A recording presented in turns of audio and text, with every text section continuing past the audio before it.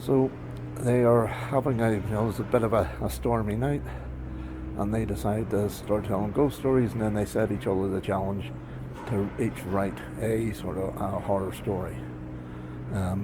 Start writing one.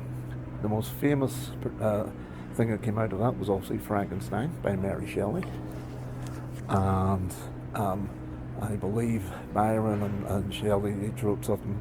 But what Polidori did was he took a story that had been previously written by Byron called The Fragment, and he basically took elements of it and then elaborated on it and embellished it, and sort of created a whole new story about this vampire.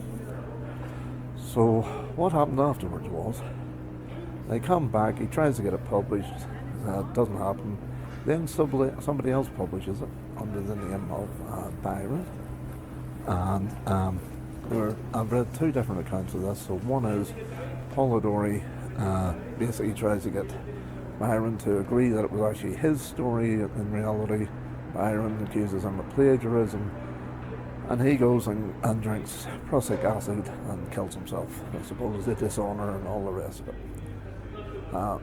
Other version is Byron actually did admit that it was his story and tried to get the recognition that he deserved, but the fact is he was drowning in debts. I don't know what, gambling, I don't know. But he was drowning in debts, he suffered from depression, and either he killed himself or he just died. Apparently the coroner at the time said natural causes, his family said no, he had taken prussic acid. So either way, a bit of a tragic end for a bloke who was, he would only been about 26.